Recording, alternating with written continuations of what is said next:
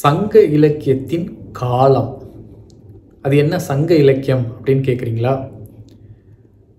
14 மேல்கணக்கு நூல்கள் எனவும் தமிழ் நெடுங்கணக்கு எனவும் இதற்கு மற்றொரு பெயர் உண்டு. அது என்ன 14 மேல்கணக்கு என்றால் 18 நூல்கள். இந்த 18 நூல்களை நாம் இரண்டாக பிரித்து வைத்திருக்கின்றோம். 8 தொகை நூல்கள் எனவும் 10 பாட்டு நூல்கள் எனவும் இந்த 18 நூல்களை இரண்டாக பிரித்து வைத்திருக்கின்றோம்.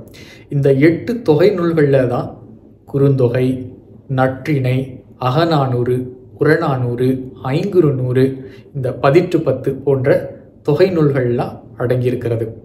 அதுபோன்று 10 பாட்டு, திருமுருகாற்றுப்படை, பெரும்பானாற்றுப்படை, சிறுபானாற்றுப்படை, முல்லைப்பாட்டு, பட்டினப்பாலை போன்ற 10 பாட்டு சேர்ந்த 18 நூல்களை 14 மேல்கணக்கு என்று பழங்காலத்தில் அழைத்தார்கள். இன்று நாம் அதை சங்க இலக்கியம் என்று அழைக்கின்றோம். வரலாற்று ஆய்வாளர்கள் இந்த இலக்கியங்கள் அசோகருடைய காலத்தில் எழுதப்பட்டிருக்கலாம் என்று கருதுகின்றார்கள். அசோகருடைய காலம் என்பது இன்றிலிருந்து ஒரு 2300 ஆண்டுகளுக்கு முன்பு நிலவியிருந்த காலகட்டம். அதற்கு அவர்கள் அடிப்படையாக எடுத்துக்கொள்வது அசோகருடைய கல்வெட்டில் சேர, சோழ, பாண்டியர் என்ற பெயர் இடம்பெற்றிருக்கிறது. மட்டுமல்லாது நம்முடைய இந்த பழந்தமிழ் இலக்கியமான இந்த சங்க இலக்கியங்களில் மௌரிய பேரரசை பற்றிய வரலாற்று குறிப்புகள் இடம்பெற்றிருக்கின்றன. இதனால் இந்த இலக்கியங்கள் 2300 ஆண்டுகளுக்கு முன்பு எழுதப்பட்டிருக்கலாம் என்று வரலாற்று ஆய்வாளர்கள் கூறுகின்றார்கள். மற்றொரு வியப்பான செய்தி இருக்கிறது. என்னவென்றால், மௌரிய பேரரசுக்கு முன்பு வட இந்தியாவில் முதலாக ஒரு பேரரசு நிறுவப்பட்டது. அந்த பேரரசு நந்த பேரரசு. இந்த நந்தர்கள் 2 முறை வேறு தலைநகரங்களை கொண்டு ஆட்சி செலுத்தியிருக்கிறார்கள்.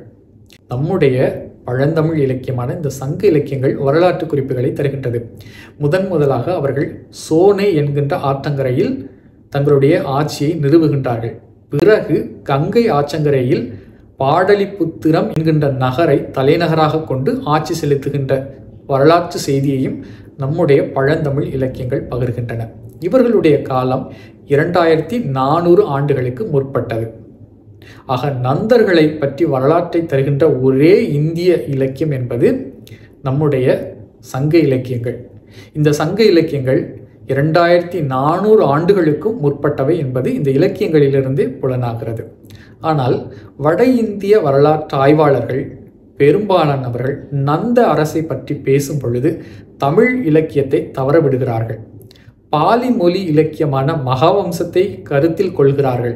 ஆனால் தமிழ் இலக்கியமும் அவற்றை பற்றி வரலாற்று குறிப்புகளை தருவதை பெரும்பாலும் கருத்தில் கொள்வதே இல்லை. அதே போன்று மௌரியர்களை பற்றி குறிப்புகளையும் மௌரிய பேரரசை பற்றிய குறிப்புகளையும் நம்முடைய தமிழ் இலக்கியங்கள் மட்டும்தான் இந்தியாவில் தருகின்றது. பிறகு பாலி மொழி இலக்கியம். பாலி மொழி இலக்கியம் என்பது இன்று இலங்கையில் மட்டும் காண கிடைக்கக்கூடிய ஒரு இலக்கியம். ஆக 2400 ஆண்டுகளுக்கு முற்பட்ட இலக்கியம்தான் நம்முடைய தமிழ் இலக்கியம். இன்னும் இதை ஆராய்ந்தால் இதனுடைய காலம் இன்னும் பின்னோக்கி செல்லும் என்பது திண்ணம். இந்தியாவின் முதல் பேரரசான நந்தர்களை பற்றி குறிப்பு தருகின்ற ஒரே இலக்கிய நூல் சங்க இலக்கியம். அதே போன்று மௌரிய பேரரசை பற்றி எந்த ஒரு வட இந்திய இலக்கியமும் குறிப்புகளை தருவதில்லை. தமிழ் இலக்கியங்கள் மௌரிய பேரரசை பற்றியும் குறிப்புகளை தருகின்றது. சங்க இலக்கியங்கள் மிகவும் தொன்மையானது. இன்னும் ஆழமாக காலூன்றி படித்தால் இதனுடைய காலம் இன்னும் பின்னோக்கி செல்ல வாய்ப்புகள் இருக்கின்றது. இந்த காணொளி உங்களுக்கு விருப்பமான காணொளி, பயனுள்ள காணொளி அப்படின்னு நீங்கள் நினைத்தீங்கன்னா மற்றவர்களுக்கு பகிர்ந்து கொடுங்க. சேனலை முதன்முறையாக பார்க்குறீங்க அப்படின்னா மறக்காமல் சப்ஸ்கிரைப் செய்யுங்க. மீண்டும் சந்திப்போம்.